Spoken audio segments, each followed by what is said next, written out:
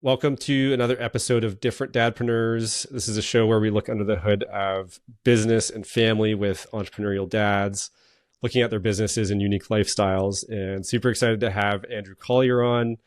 You're the co-founder of Kitchenry, and we'll dive into what that actually is because I was looking it up before, and I want to get more of a deep dive from you on what you're up to. And also super exciting is you are a week into being a dad. So we'll definitely dive into like that unique experience of those first couple weeks and just kind of where your head's at. So welcome to the show. I'm excited to have you. Thanks for having me, Fyfe. It's an absolute pleasure going through a myriad of different experiences for the first time right now. It's also election day here in America, so I don't know when this is going to drop, but it's a special day to be recording with you, and I'm super excited to be here. Yeah. Well, tell me what's the name of your kid? We'll start there. Thatcher. Thatcher is his first name.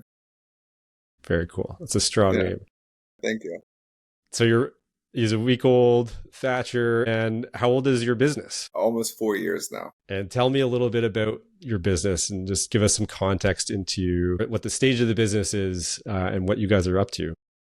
Absolutely, absolutely. So we are the inventors of hybrid induction cooktops and cordless appliances. So you can think about it as, a wireless smartphone charger, but just like 100 times more powerful that you can also cook on. So, everyone's sort of used to the burners, so to speak, on the top of the oven.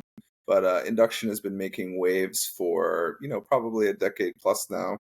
And my CEO and I, started thinking a while back, like, if everything else is going wireless, why not this? And so we started, the first 2 years was a lot of feasibility testing. And then after that went through the Techstars program with Stanley Black & Decker, and they were our first venture backers, which is where we built the first generation of our technology, our MVP, so to speak.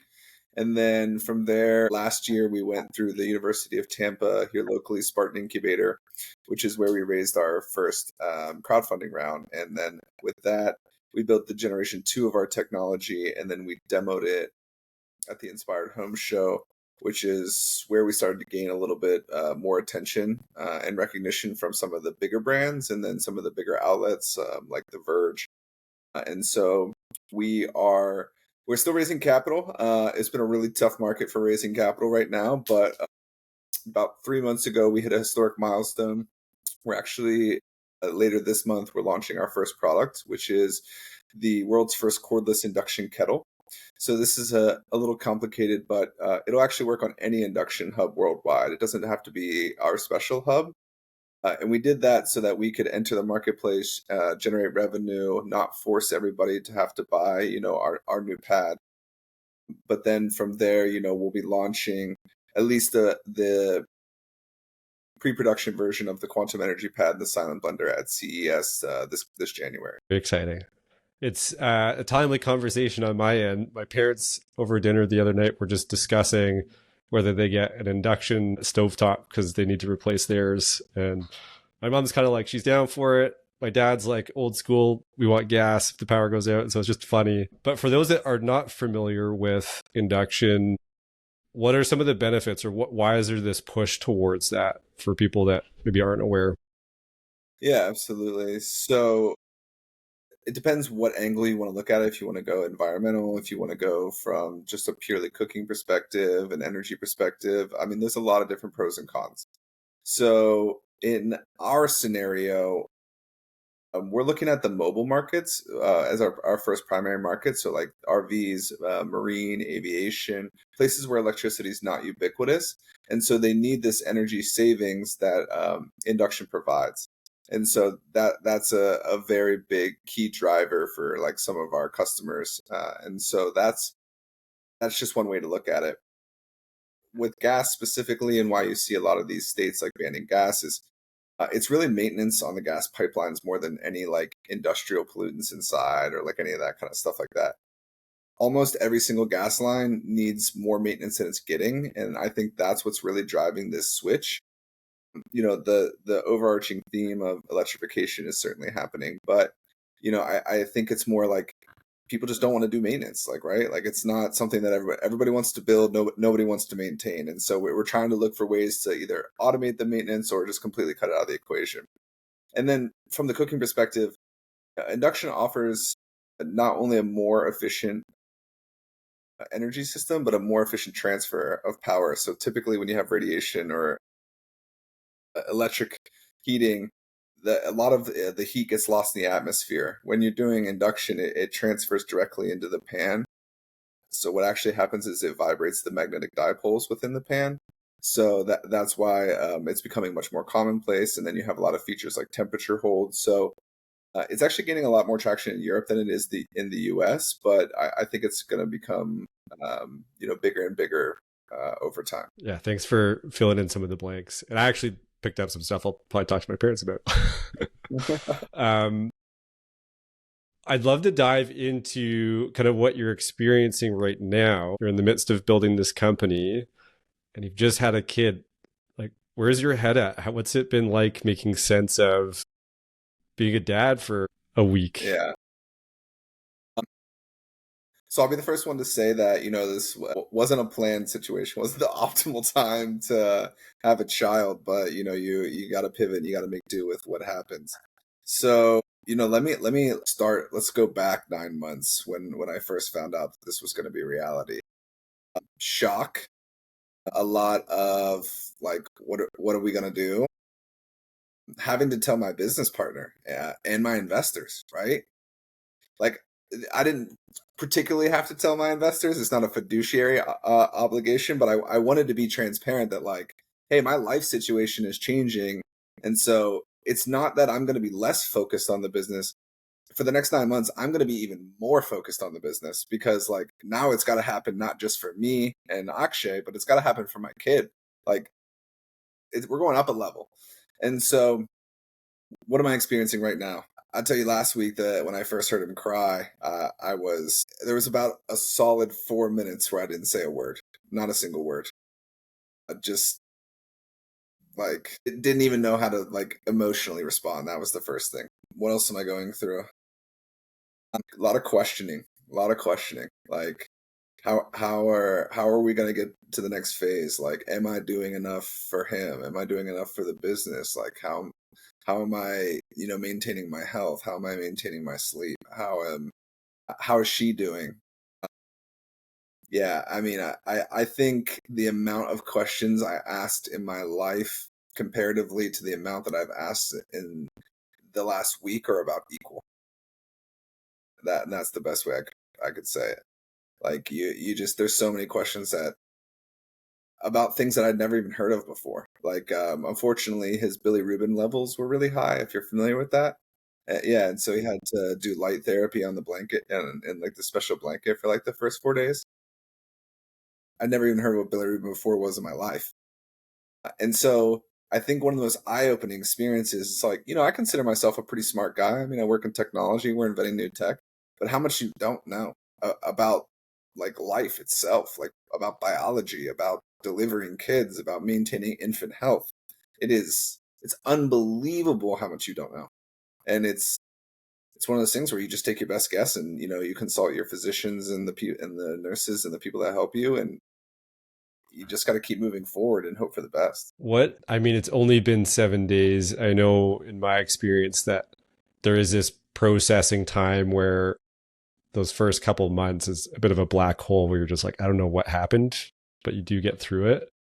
But there is this kind of emotional processing and making sense of, okay, I have a kid. And I still look at my wife sometimes and we're like, yo, like, we have a daughter. This is crazy. Like, even still, or you just have that moment where it's like, is this real? I'm curious about what you're seeing is different in terms of how you connect and approach business, even though it's only been 7 days. Like, the pregnancy leading up to it, I'm sure there's some shifts, but I'm curious about what's different now than maybe say a year ago in terms of how you're thinking about the business, or maybe things that you're actually doing differently. Okay, I think I know a good way to answer this. So there's the old phrase, "You're a kid until you have a kid," and I think that's very, very true.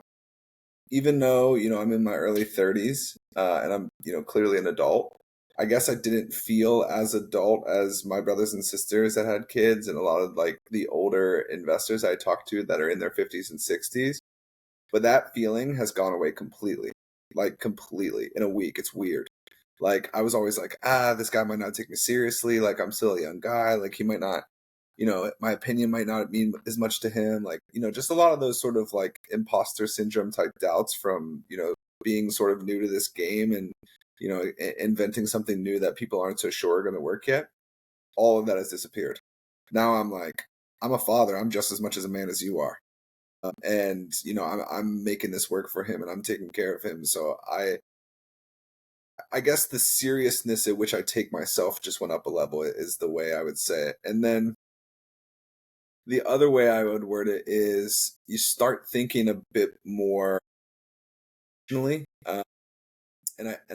What I mean by that is, you know, we were always like, oh, how much can we get done today? How much can we get done this week? How much can we get done this month? And you really start to, you stay working hard and working fast, but you start to slow the thought process down a bit where it's like, okay, this is a 3 to 5 year project, or this is a 10-year project. And you start thinking in terms of that and like, that's okay.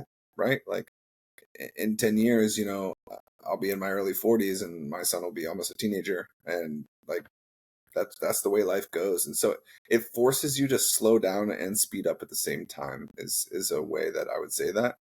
And the last thing I would say is you start taking the vetting process of potential partners and like people that are going to work with you or for you much more seriously. Like, you might check out you might check out a guy's LinkedIn and some of his references, a guy or gal, and you'd be like, oh, okay, they seem all right, like, but now it's like background checks, like I'm doing due diligence on who their references are, like who they worked for and calling those people. Like you become much more aware of the potential problems a person can bring versus before where you're like, oh, this person says they're going to do great. They're going to do great.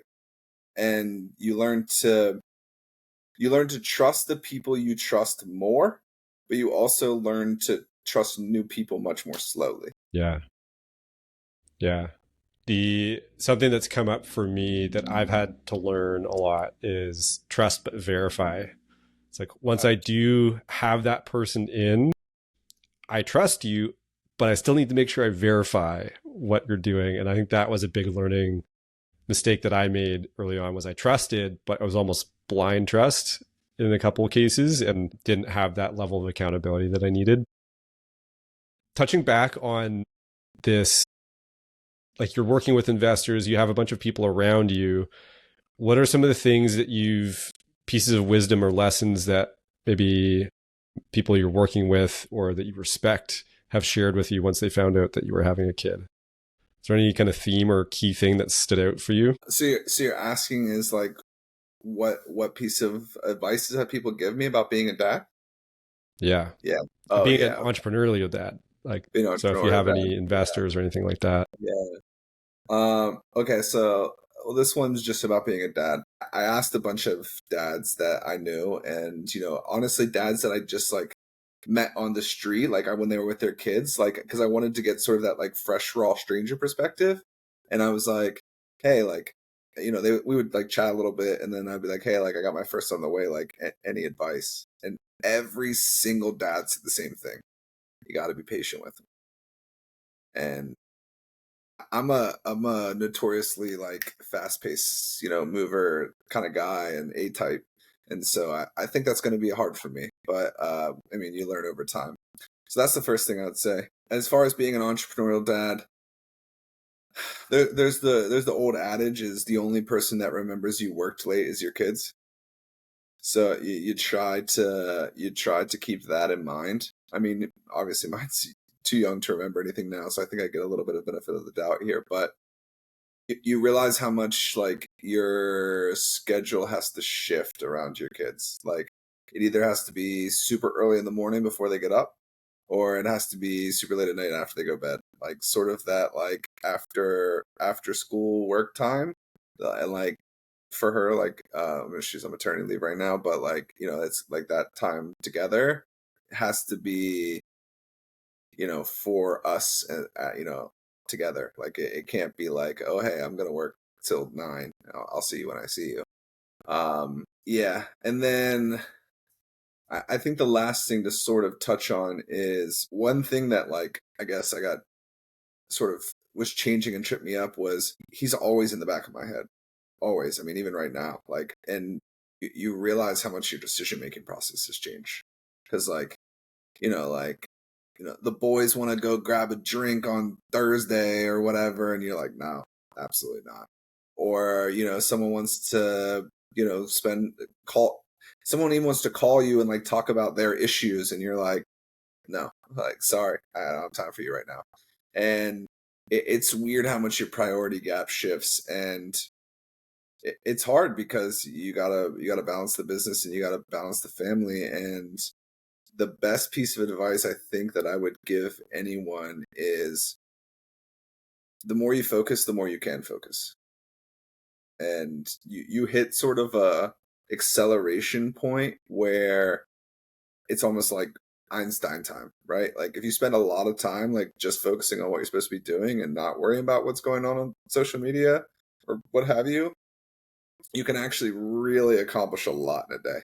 And I think that's the key piece to remember for any, person who's doing both. Yeah. I really noticed like the first couple weeks back to work, I got so much more done in such a short amount of time. And I was so like my prioritization of what I was focusing on those couple hours was so much better. Now I've kind of slipped, I think. So conversations like this are good for me to be like, okay, yeah, I need to reset on some of that. One thing I've noticed, I've chatted with a lot of guys, but I don't know if you've had this yet. There's the productivity piece, I think, has been a challenge for a lot of guys where they have the same expectations of what they could get done in a day from before. Like they haven't adjusted the expectation of what's possible in a day or how their time gets impacted. And it's actually helped a couple of guys just saying like, you just need to change your expectations, and how much that's kind of taken a little load off their back of, yeah, you have different constraints and that's okay. And you just need to work with that. But going back to the piece where it's like the time is not yours, daycare yesterday and today, they had a power outage.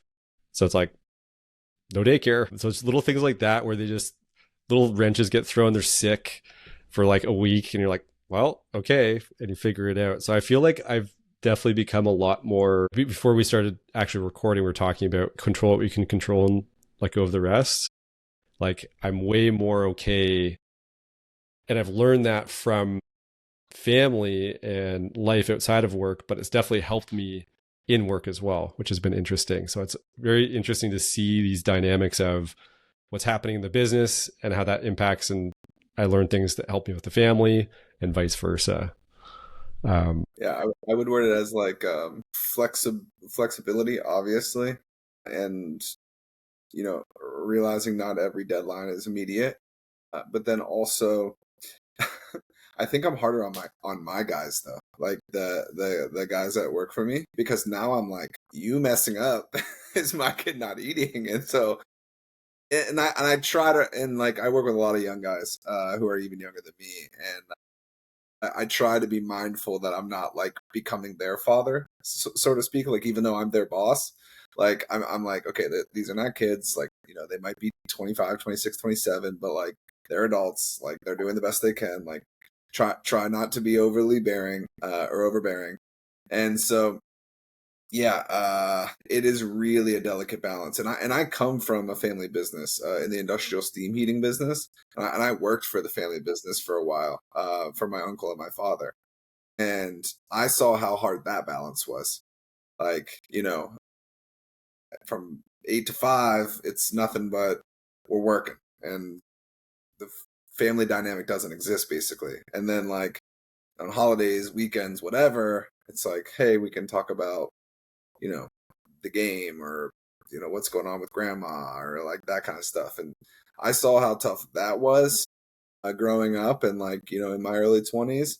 And it's funny because I'm like on the other side of it now, and like I'm already thinking like, hey, is my son gonna want to work for me one day? Like, you know what I'm saying? Like, is that something that he's gonna want to do? And yeah, it's weird how much it's weird how much your dad knows. That's what I would also say. Like, growing up, I was the rebellious teen type, and like even in my early 20s, I was like, Dad, you don't know anything, blah blah blah blah blah.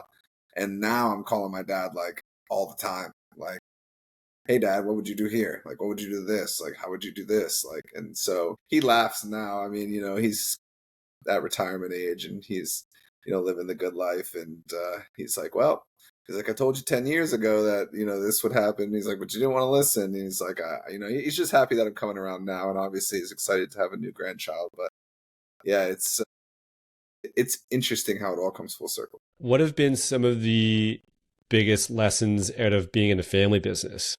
You talked about how it can be tough, but I'd be curious to get specific on the specific challenges and specific learnings that have come out of that. Yeah, so a lot of them. Okay. So without putting my family's business out there like that, the first thing I'll say, okay, I spoke about this on a podcast about 6 months ago. So the oldest business in the world is a family business, and a lot of the most successful businesses are family businesses. Now, they're usually in other countries and with different cultures, and I'm of the opinion that you should absolutely work with family if you truly have an amazing family dynamic. In America, it's a bit different. I mean, we're extremely an individualistic culture. We're extremely like, CEO dominant, and like, one person's the genius. And so it's a little bit tougher here. So that's a little bit of a preface, but I'll sort of tell you the whole story, and then we'll get into a little bit of specifics. So I saw the American dream growing up. I mean, quite literally. My family started selling pumps out of a garage when right before I was born. And then I saw them, build a factory and become the largest custom steam systems engineering business in the country. And so, yeah, it literally is the American dream. I mean, bar none. And I come from a small town, Chambersburg, Shippensburg area, Pennsylvania. It's Amish country, for lack of a better expression. There's not a lot of, money to go around, so to speak. And so, my family holds a special place in that community's heart. And so, let's get into specifics of what I think the issues and so forth. So, like, first thing, Big Brother has to run things because the natural hierarchy of family dynamics dictates that. And I think that comes over to business.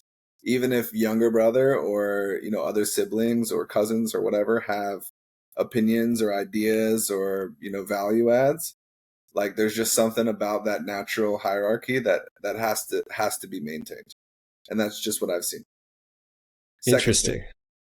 yeah, That's fascinating to hear. I'll let you continue, but that's really interesting. yeah. Secondly, when bringing in married family members or in-laws into the business, it has to be done very, very tactfully, because when it's not and it's sort of just railroaded or like this is how it's going to be, that typically upsets the blood members of the family, so to speak, and causes a lot of family issues because of that.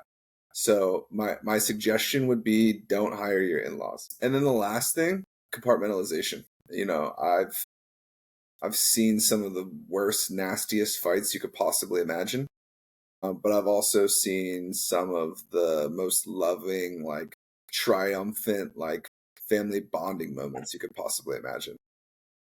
And, you know, my simplest piece of advice would be if you don't want it to be on the forefront of everybody's minds at every family event and always like the piece of the conversation that the conversation is eventually going to come back to, don't do it, and don't go into family business. Because even when I was a kid, I remember, going over to my uncle's house, and we're all swimming at the pool on Memorial Day, and the only thing all the men at the time in the family are talking about is the business. And that's just the reality of the situation. When you say compartmentalization, what did that look like to successfully do that?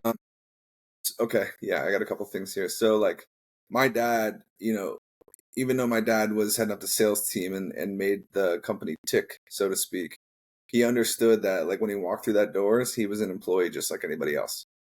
And he never asked for special treatment, never said, well, that's my brother, or like, And he very much understood that. And a lot of other family members who worked for the business didn't understand that. And so it didn't work out for them. They didn't stay very long, or, they got pushed to another, department or whatever. So that's the first thing. The second thing is understanding that business problems aren't personal. When they're going through a tough time, or like sales aren't great, or they're not delivering, or, whatever the issue is, we're still going to sit around and have Thanksgiving dinner, right? We're still going to pray together. We're still going to, be at each other's house on Christmas or on July 4th, or, whatever. And we're going to have a good time. We're going to have a happy time. Like, we're going to smile, we're going to laugh, we're going to, share joy, we're going to talk to the grandkids, whatever. And even if things are going terribly, you gotta be able to put that mask on, so to speak. Especially as a guy, it's sort of our job to lead the family. And I saw a lot of days where, my dad was working till, late hours of the night trying to make things happen, and it really it really influenced me growing up, because I saw what him and saw what they went through to do it, and it's not glamorous. Like, everyone's like, oh, being a founder it's sexy and it's high status, and no, it's not, man. No, it's not. Like, not even a little bit. Like, it's cool to be on podcasts and tell your awesome story and have people like and share your stuff, but the rest of the time it's grueling, man. It's a unbelievable amount of hard work, and you got to be extremely patient. Extremely patient. I'll tell you this story. I think this will hit. When I first started working there, I was 22 years old. I was fresh out of college. I was excited to have my first job, blah, blah, blah. And I got to know one of the assemblers in the factory that worked for my family. He'd worked there for like 32 years at the time, or something like that. And I asked him, I said, like, what was it like in the early days? He said, in the early days, it was just me, your dad, and your uncle. That was it. For years. For years. He's like, and I did everything they couldn't do. He's like, that's how much this has changed. He's like, I can't tell you all the things that I've seen. It wouldn't even make sense to you. And then another lady who she's like my dad's number two, essentially. She's not a secretary, but she does a lot of like double checking his work, that kind of stuff. She said, I remember the day you were born. She's like, I remember when your mom walked you through the door. Right. And so you form those types of relationships with the employees of the family business. And it's wild. Like, it's wild to, like, I mean, even hear that kind of stuff. Like, it changes what you think about. It changes what you think about your parents. I mean, I remember the first time I saw my dad get upset at work. My dad was never upset at home, ever. He was very good at not bringing work home.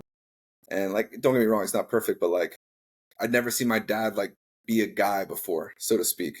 And then, like, when I heard him, I was like, Dad, you don't talk like that. Like, what was that? He was like, oh, sorry, like, welcome to the real world, son. Yeah. And so, like, it's a lot for your brain. I'll put it that way. Yeah. Well, what I love about that, and I think is interesting and cool, is most of us don't actually have an inside window into a huge part of our parents' lives, which is their work or career. And to be able to see more holistically a parent in their zone of genius and doing things outside of the family, yeah, I'm sure you pick up a lot, and you see and notice a lot, and it gives you a different depth of understanding about like who they are and how they show up. Absolutely. My dad was the one that initially got me into coaching. So we've done a little bit of project work together, which is really cool. He's retired and just has a couple clients on the side. But that's been a really cool thing for us to be able to share, is how to coach and how to move through challenges. And he's definitely somebody I lean on as well. But I never saw him in action maybe the same way as you got to experience. Yeah. Yeah. Go ahead. Yeah. Well, switch gears a little bit. What's been the season or like the hardest day that you've had in business? Tough season. Man, it's been a lot of them. So this isn't the first business that, I've tried to do something with.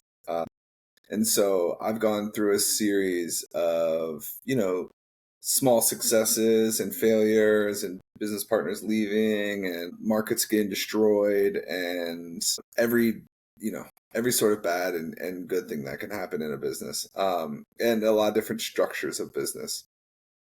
But particularly with Kitchenry, okay, yeah, I think this will be a good one. One of the toughest days that I've had was actually about 3 months ago. So 3 months ago, we were on pace to launch the kettle back in September and have the final designs of the pad and the blender. And then right as I was about to close an investor, my lead electronics guy leaves. And my investor backed out on the exact same day. And he was a 7-figure investor, which would have been game changing. Game changing. Unfortunately, that investor had some other situations in his life going on that he could not commit any longer, and basically said, I'm out for the foreseeable future. And so the thing about the season and the toughness, you get these wins and then you go through a series of sort of like a lull, and it crushes you. And you got to be able to like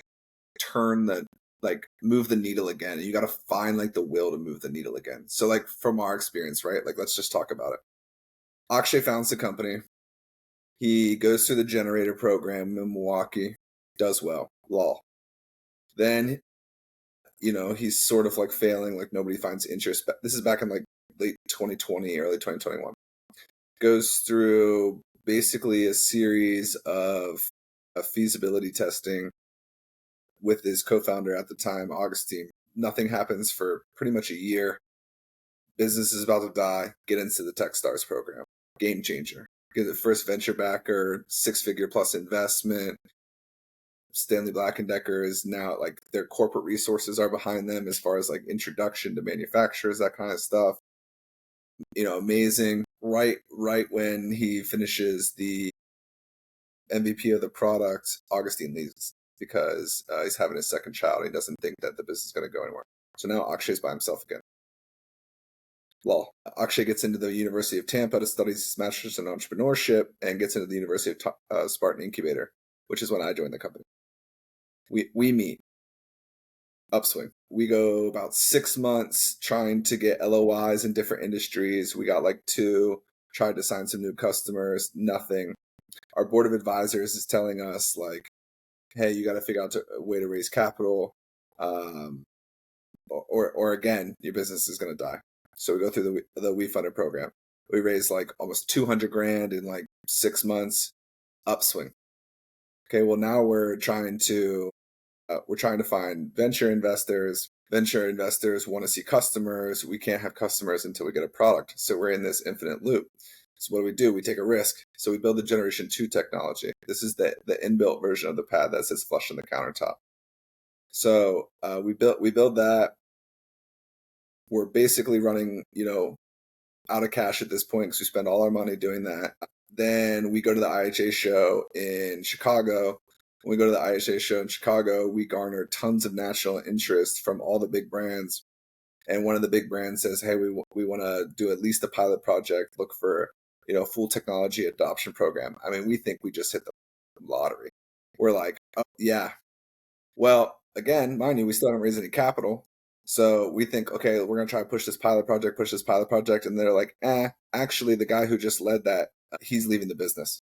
So you're going to have to wait 6 to 8 weeks before somebody gets hired. Then you're going to have to wait 2 to 3 months before that person gets trained. And then we'll revisit this project in the fall. So we're back. We're like at May at this time frame. We're like our home run just went gone. So I remember we're literally on our like last month of runway, and we win a VC out of Brazil called Raja Valleys, another 6-figure investment. We're like, boom. And then right after that, we win an angel investor, about another 50K. We're like, boom, back up in the game. We're going to use this money to run. And then which brings us, so we've been living, on that capital for the last, 6 months. And then we're finally at the point where it looks like we are about to sign this person. So this customer. So hopefully that'll be the point that finally gets us over the chasm where we'll be continuously up to the right. But that's the journey that like nobody sees, right?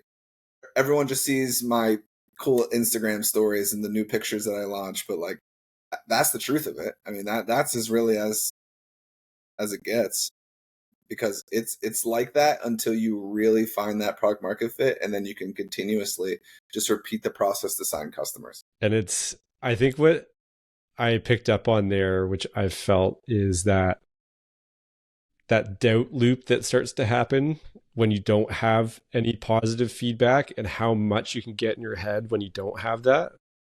Oh yeah. Man, that's hard.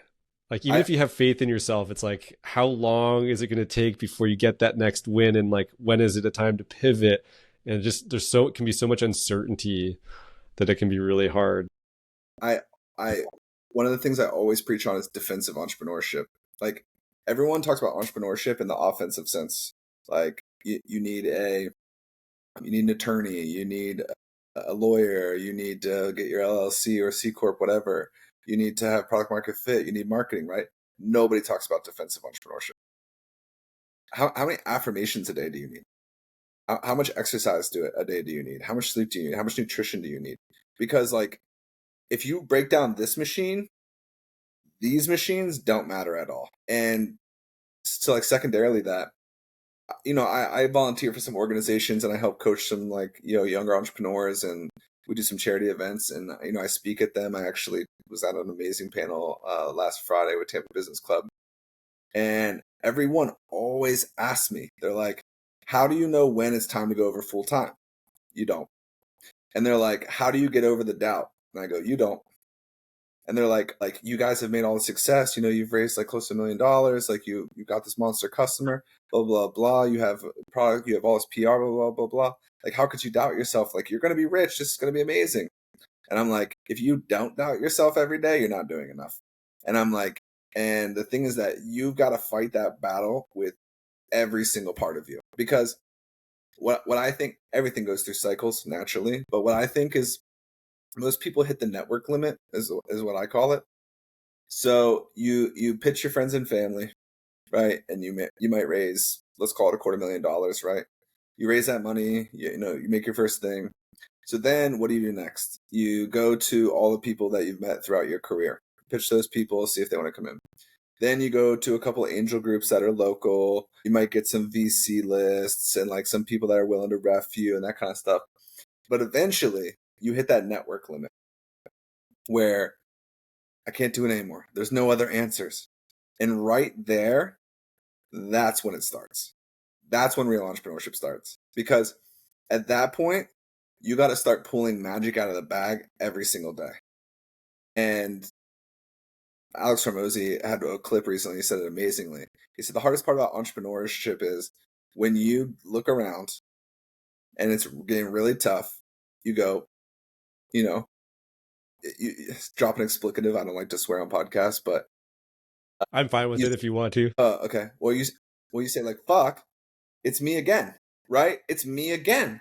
And if I could show you video of the first time I ever pitched the company and like walking into a room and asking people for $1 million, it sounded crazy to me. I was like, that's an insane amount of money. Like, what are you talking about? Like, no, basically. And it just how meek and how shy and, how timid and just everything. And the amount of creativity that comes from, well, here's a good one.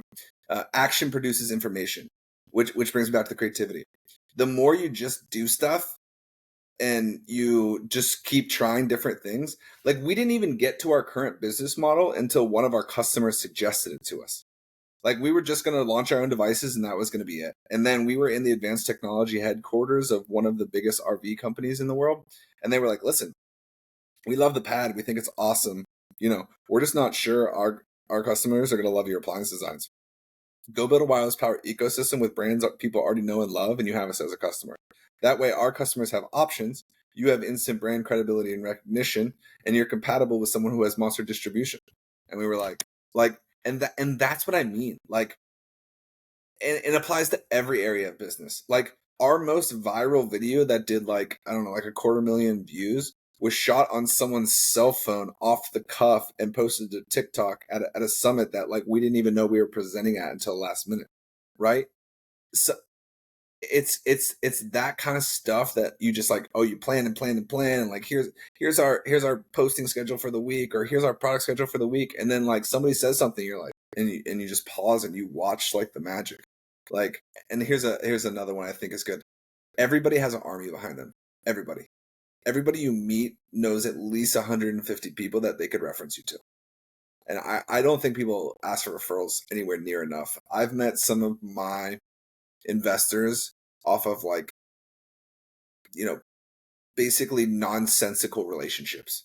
Like, one of my best friends was dating this girl who her dad worked with this guy who had done some stuff in the consumer space before, and like that's how I got to him. Like, you know what I'm saying? Like, just because I don't talk about anything else. Like, when I'm anywhere, it's always this. It's all, and like we have my co-founder's name is Akshay Buva. So I joke with him, like we call him AB. And so I joke with him, he's like always business. And then so he jokes with me like AC, that I'm always closing. So like one of our ways to like power up is like we call ourselves like the A team. And it was one of our investors who like jokingly just started about it. He was like, what's up, A team? Like, what are we doing today? Like, how are we making it happen? And so you realize, again, back to what we talked about earlier, you realize like how much when you just focus on the one thing, how much it really starts to accelerate. Cause I think back to, 6 weeks, 6 months, 6 years ago, and like they seem all like different lives. Like, literally, like I'm like, oh my God, dude, do you remember when we were like doing a crowdfunding round and we were pitching people at the bar? Like now we're like, closing like, fat deals. Or like, do you remember when we went to our first show and the only thing we had was these like, little 3D printed mock-ups and like just a small like tablecloth, and that was it? Like, versus now, we have all this like marketing material. It's weird. It's weird how fast it goes. Yeah. Well, I think you touch on something that's really important, that when you're naturally looking back to see how far you've come, which can actually create that kind of confidence that you can get through and move forward. And often where the doubt comes in when you look at where you need to go or the big gap ahead of you. So it's that being able to look back and be like, look how far we've come, look at the evidence that we've built, to prove to yourself that you're actually capable of overcoming the next thing and the next thing. But it can be overwhelming when you look ahead at this huge obstacle and you're like, no idea, this is too big, this is too daunting, and just focusing on those little steps. But I love I forget what you call it, action information. It's like you need to create feedback loops for yourself. And just, yeah. On that note, we talked a lot about at the end here, just like things that you've learned and how you've overcome them. My final question to you will be, if you're to listen to this podcast in 6 months or a year down the road, what's something that you'd want to hear from yourself as a reminder that you think will be really important? What is something I want to hear from myself to be really important? Your son's counting on you. Don't give up. That's the first thing. It puts a little tear in my eye thinking about that, seeing his face. Second thing, stay focused and close deals. We're on this is really, really interesting timing that we did this today, because we are literally on the precipice of a business altering situation. And when I pull this off, I will remind myself that you can do this and you can keep doing it, and you can, turn this into something really, really special. And then the last thing I remind myself is, don't major in the minor. Like, don't get upset. Like, it's so easy to get upset with people. It's so easy. It's hard to remain calm and patient. Me and my like, and I always tell people this. Me and my co-founder, like, we've had screaming matches, like straight up, like, I mean, bad ones, and somehow we always find a way to work it out. And it's matured the hell out of me, because I mean, even a couple of years ago, like, I had to be right, and that's just not the case. Like, the business has to be right. Like, that's That's what you learn. And then the last thing I would say is like why you did it in the first place. That's that one has motivated me more than anything else because like I came from corporate and I was working at a company out of the valley. I mean, I had a fat tech salary and I was, closing easy deals and I was on easy street for all things. I mean, I was, making six figures plus at 28. Like I was like, whatever, doesn't matter. Like life's good. And then I thought about how bored I was, like how doing the same thing every day was like awful, and like how much I didn't feel fulfilled, like doing it for myself and like creating something difficult and like new, and like that's what really drives me. Like, and I know that because like, and my friends tell me they're like, dude, like even though you're more miserable and like stressed out, like you're happier, like you're happier, like we can see it on your face. And there's especially with my son being born, like, money's tight. Like, I mean, that's straight up. And so, like, luckily, she's got a good job, but, I told her, I was like, oh, listen, like, I can go back and like, I can, just do corporate for a little bit, like do this on the side, like, whatever. To give her credit, she's like, you'll hate yourself. Like, if you stop here right now at this critical point, like, he's not starving. Like, we're fine. Like, we're not living luxuriously, but we're fine. She's like, you started this because this is where you wanted to go. Like, don't quit now just because of something unplanned happened. A lot of unplanned things are going to happen, like, Hmm. family wise and business wise. And so you need to get even stronger. Like, you need to get even more, like, locked in. So just really like a lot of people want to go into business because it seems cool, or it seems like you're going to get rich, or like it seems sexy or whatever. None of those matter when you're in the trenches. None of those matter when you're in the trenches. I promise you. I promise you. It's got to be something that's burning so deep inside of you that like you feel that if you don't solve this problem that you're gonna die. It's kind of like how I tell people that, or else you're gonna quit. And like that, what are the stats? Like 90 whatever percent of businesses fail in the first 5 years. It's because it's not. It's like it's not a part of you. Like, and for as amazing as my upbringing was in a lot of senses, and now my family's reaping the benefits of 30 plus years of hard work. Like for me, like it was always a part of me. Like I like that entrepreneurial spirit, like I truly believe like it's in my family's blood. Like because I I saw Saturdays and Sundays, I saw nights, I saw, weekends, mornings, travelings. Like I saw my uncle work 3 jobs before, anything was even right. Like it's it's it's an infinite mindset. Like if you do it right is the best way I can explain it. Like because it's funny. I think. Sorry, I know I keep saying this last one, but people like laugh at me when I do stuff sometimes because it seems so outrageous.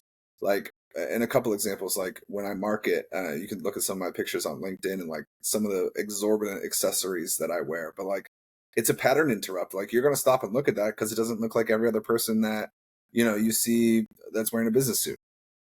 Or like when I say I talk about it when I go everywhere, like every single Uber driver that I talked to. Like I was in one yesterday, and like he worked on The Last Airbender as an editor, and so I put him in touch with one of the videography guys I know. And for me, it's not always about my business; it's about business. Like I don't know where that loop is going to go. I don't even know if those guys are going to do business. I don't know if that seed is going to grow into a tree. But just practicing, right? Just practicing. And that guy might get a job with my friend and they might do a video, and then my guy might thank me for giving him that talent, and then he might come do a free video that he might put in front of his ludicrous connects. You never know. And that's how you got to think about it. Like you really got to, it's got to be everything all the time. And back to the network limit, like I think when I first started at Kitchenry, my LinkedIn was at like 2,500 people or something like that. I'm approaching 9,000 now. And like, yeah, so like, yeah, it's serious. Like, people always ask me, they're like, how do you like know so many people? And I'm like, because I never stopped doing this. Like I never stopped. Yeah. Like from the time I wake up to the time I go to sleep, like my phone is buzzing. Like to do the podcast, like I had to turn it on do not disturb. Like, and so yeah, because it's Yeah. gonna go off. Like when and that's the thing about the family part. Like when you're in family moments, like you really gotta remember to be present. I mean, luckily I'm only a week into it, so he's not really demanding my attention yet. But I know that's coming, and I know that's something my dad taught me. Like, doesn't matter what's going on Yeah. right now. We're doing this right now. So Yeah. Well, thank it's you, Andrew. been a wonderful conversation. Thank you. I definitely pulled out some things. There's some good reminders here for me. Where can people find you? Absolutely. So Kitchenry on every platform. Yeah. Well, our main ones are LinkedIn, Instagram, Facebook, X. My name is Andrew Collier. Please, add me, connect with me. Even if you're not interested in my business, maybe there's someone in my network that I can put you in touch with. Other than that, on Fyfe's podcast in the future. Thanks, Andrew. Thank you.